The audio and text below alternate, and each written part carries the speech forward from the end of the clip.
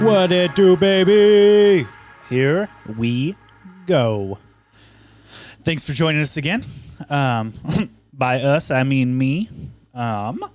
For a slightly delayed top 10 Tuesdays. And, you know, I figured since I didn't do it last week, I know that probably broke a lot of your hearts. And yeah, I'm really sorry for that. So I'm here to make it up to you by giving you a top list. And it's not 10 because I think that would kind of make this one a little boring. So it's top 5. Cinco.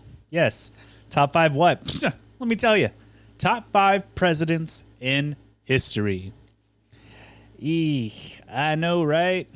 Don't worry, this is not my personal list, so haha. It is actually a top 5 presidents in history list according to historians. Which historians? No clue. Even if I told you their names, you probably wouldn't know who the heck they were. So let's go. Starting off with number 5. Or should I start with number 1? Nah, start with number 5. Dwight D. Eisenhower. No, not Dwight Schrute. Dwight Eisenhower, also known as Ike. He was the 34th president of the United States. He was president from 1953 to 1961. Yeah, I know, right? Who the hell is he? Well, let me tell you. He created, I think what I'm going to do is I'm just going to list some of the cool shit that they did while they were president. I'm going to try and stay away from the bad stuff because we all know how that can go, and I'm not about trying to get my George Washingtons off my $1 bills because we all know what they did back then, but we're not going to hold that against him, at least not in this list. So, Dwight Eisenhower, one of the main things he did was he created the interstate highway system. What the hell's that? Well, have you ever heard of the I-15 or the I-5? The I stands for interstate, and the interstate goes in states. So, boom, that's what connects all of us together. That's why I can hop on that 15 South and head on down to San Diego and be there in about 4.5 hours or 4 hours or 3.5, depending how fast I want to get there and how confident I am that there are no coppers along the way. But the interstate highway system actually stretches 47,622 miles. Nuts. So, John, how's that possible? It's only like 3,000 miles from like California to the East Coast in like New York. Well, guess what? It's not just one freaking road. Hello there. It's actually a bunch. The longest one is actually from Seattle to Boston. And if I did any research, I would be able to tell you how long that was, but kind of threw this together. So, Google it. What did the interstate highway system do for us? Well,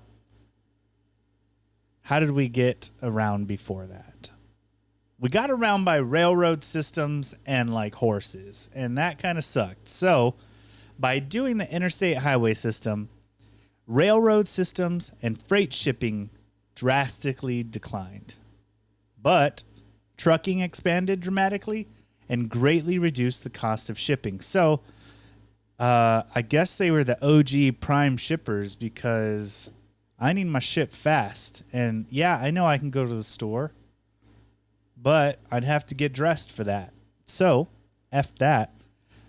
This also expanded tourism and driving for vacations. I think you probably have seen some movies or heard your parents or grandparents talk about how, oh, we all got in the back of the station wagon and went to the beach or something like that. Or, oh, we hopped in the van and drove to Aunt Jean's house in Illinois.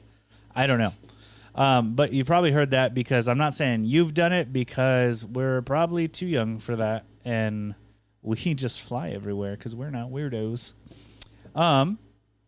This heavily impacted the southern United States the most because they had previously not been able to afford construction of major highways. So that sucks for like New Orleans and Alabama and any other southern states that I can't really think of. Oh, shit. But yeah, that was a big thing that Mr. Eisenhower did. Another thing he did, he ended the Korean War. That was a war? Yeah. It wasn't just WW1, 2, Nam, Iraq. No. There was a bunch in there, including the Korean War. And Dwight Eisenhower himself was a decorated war veteran. He used his military reputation to kind of hint at a little attack to North Korea, China, and South Korea if they didn't agree to stop the shit. And he was like, hey, remember what we did to Japan and a little thing called the nukes? We'll do it to you too. So they're like, oh my God. And they signed an armistice agreement. God, I don't know if I said that right. They basically agreed to just call it off. Yeah, that's what I'm going to do. I'm going to edit that part out. What did he also do? Something huge. Something called the Civil Rights Act of 1957. That integrated black and white schools for the first time. Yeah.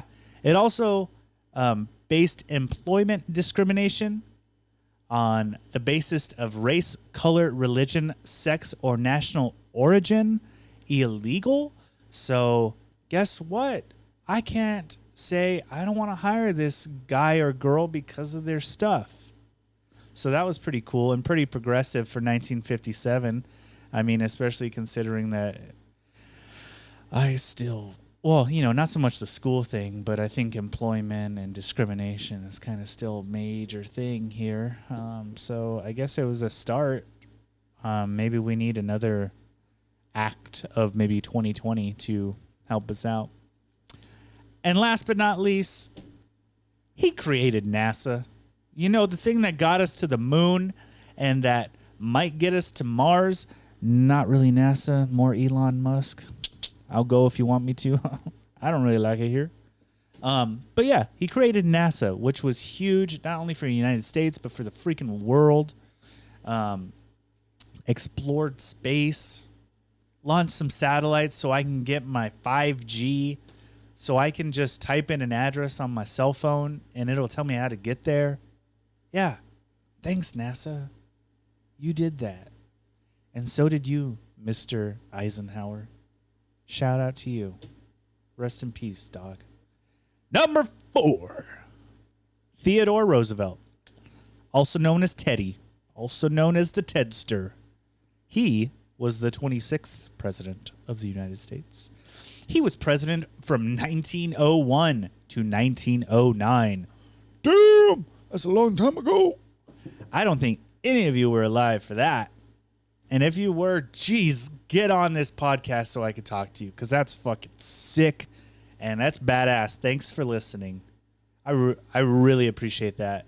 And I don't know if you could hear me right now, but if you could turn up your hearing aids, I really appreciate that. He was the youngest president to date. No, I'm not talking about Mr. Obama. No, he took office at 42 years old. Yeah, it was after some guy named William McKinley. I guess he was a president. Not good enough to be on this list. He was his vice president. So when McKinley was assassinated, he took over, because that's what VPs do. VPs become the PPs. All right?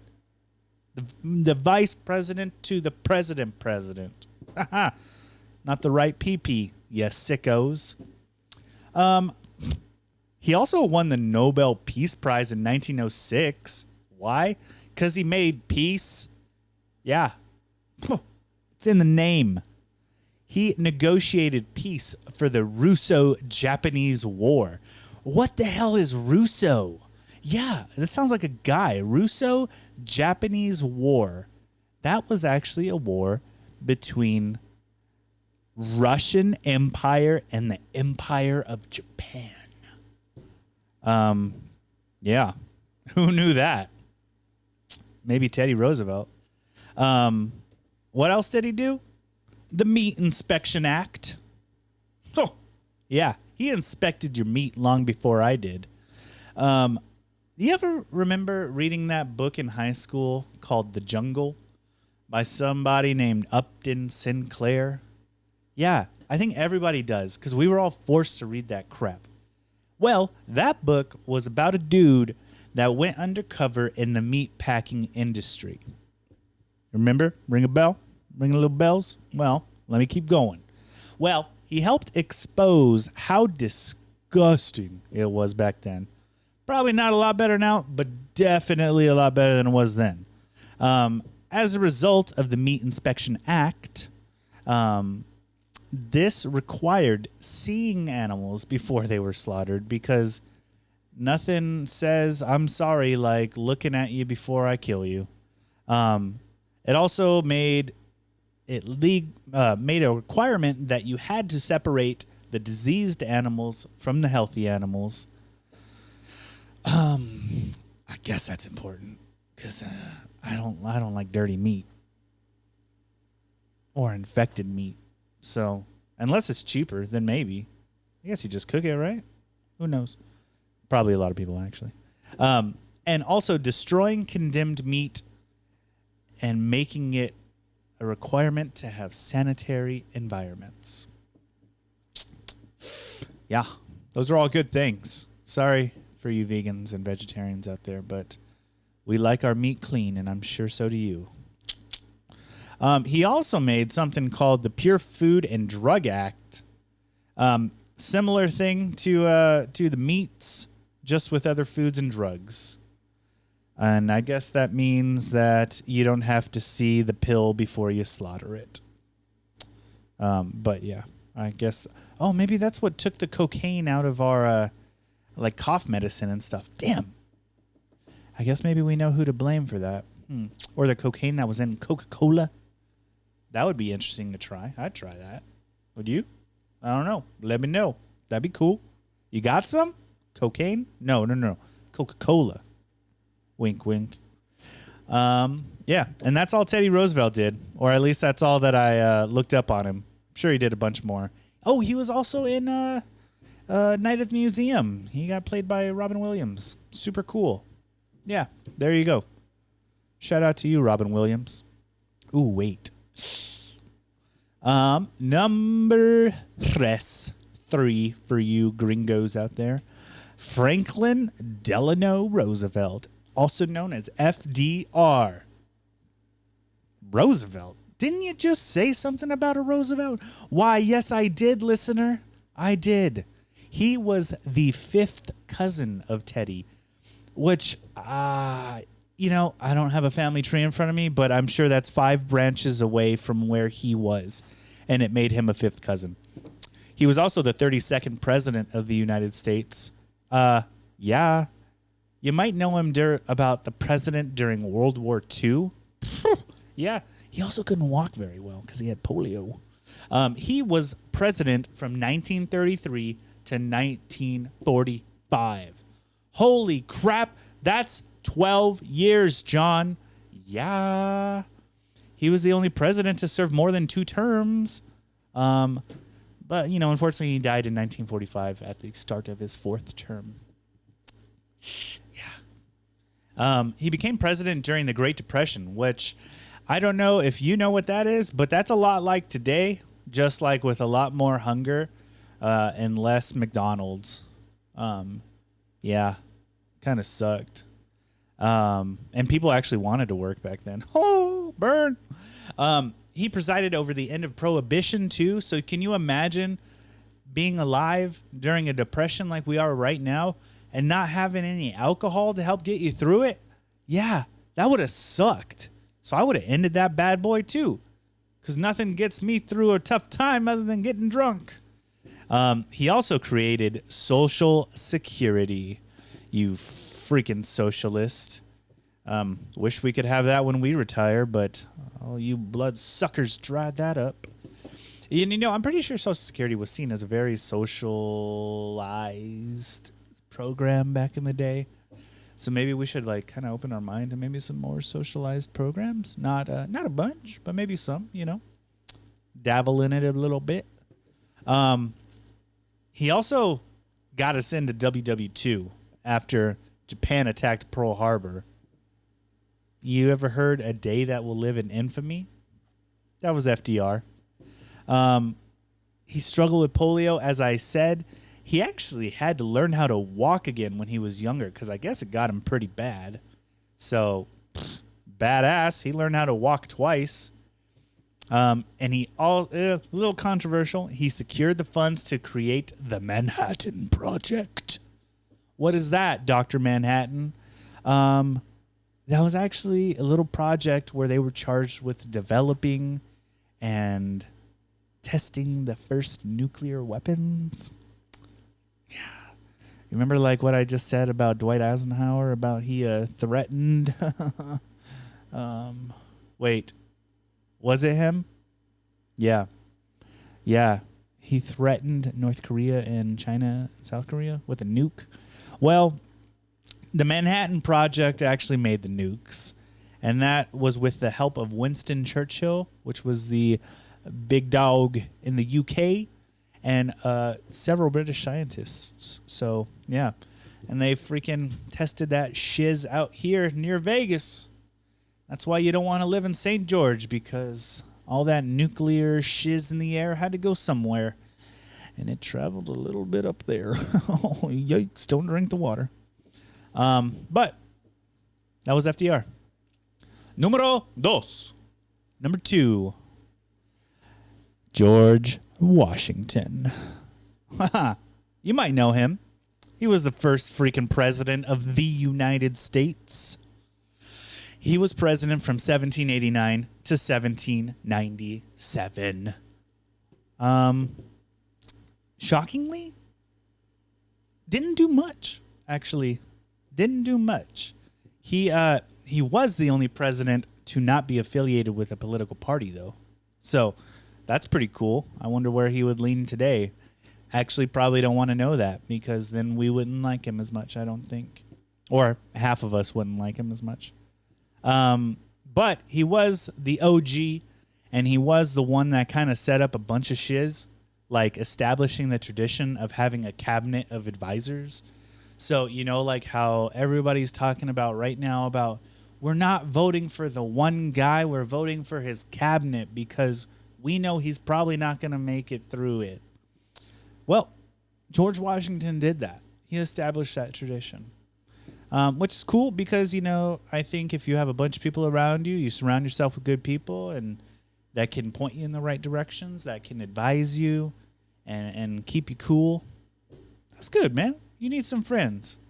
And I think the president might not have that many friends. So it's good to have that. He also presided over ratifying the Bill of Rights, which guarantees civil liberties to individuals, except if you were a woman or a person of color back then. So, but again, we won't get into that. Yikes. He also established the first bank of the United States. So thanks for that, dog. Guess I know who to blame you for. He also had the shortest inauguration speech in history. Not his first one. I'm sure that was a pretty long one, but his second one. It was actually less than 2 minutes, and that's what she said. And he would probably hate this podcast because I don't think I've ever done anything less than 2 minutes on here, except ruin friendships. Number 1, the moment you've all been waiting for. Can you guess who it is?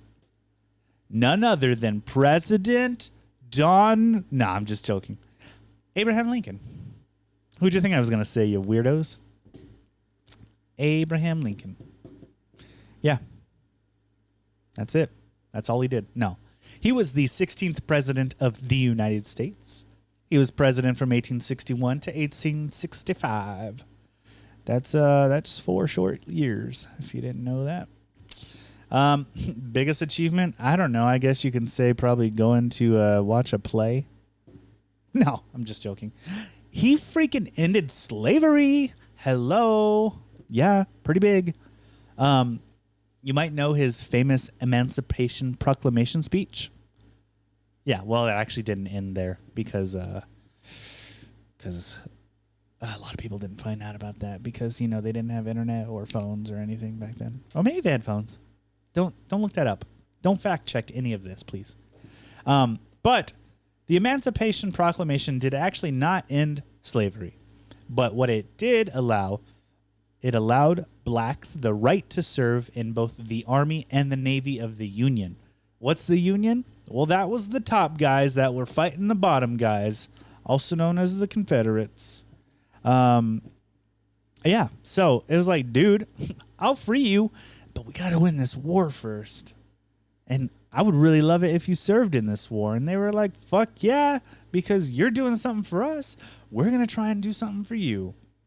So approximately 200,000 blacks enlisted to help fight for their freedom. That's effing sick, dude. Hell yeah, step up. But in 1865, in December, the 13th Amendment was passed, which officially freed all slaves. Badass. He signed a bill into law that created the first transcontinental railroad. So just kind of like the interstate highway system, this was a big deal. You know what that means? Transcontinental. Trans across continental. Continent. Like the United States. So boom, boom, east to west, west to east. He signed a law that made that happen, which was huge for mankind as it was the fastest way to cross the country at the time. Yeah. Yeah. We didn't have cars back then, guys. You ever play Oregon Trail when you were a kid? You always died of like dysentery or whatever that was? Yeah, it was like that. But like times 1,000 because you were just going across the Oregon Trail. So imagine trying to go across the country. God, that would take probably months. Oh, and if you were with some people that you didn't like, that would suck. And last but not least, he was behind the progressive nature of income tax. You son of a bitch. You're the one taking my money. Okay. No. But in 1862, he did sign the Revenue Act, which created the Office of Commissioner of Internal Revenue, which would later become the IRS. So he kind of did it, kind of didn't. Kind of did, though. This did help create a system where taxpayers were separated into multiple categories, which, as associated to their incomes, taxed them accordingly. So that means we're not getting taxed the same as Mr. Trump or Mr. Bezos. Wait, I don't think they pay taxes. Son of a bitch. They played us again. Oh, well. That's a thing for another day. So, yeah, guys, that was the top 5 presidents in the history of the United States, according to the historians that I looked up. So, did you like it? Did you not like it? Do you have a favorite president? I'm not going to ask for a least favorite president, but let's just stick to positivity, you know? Do you have a favorite president? Maybe let me know. You think one of yours is better than one of these guys? Let me know. Maybe we could talk about it. Maybe you could sit right there and talk to me so that way I'm not talking to you. You being the phone, not you being the person watching this. I appreciate you watching this. Yeah. Thanks, guys. Love you.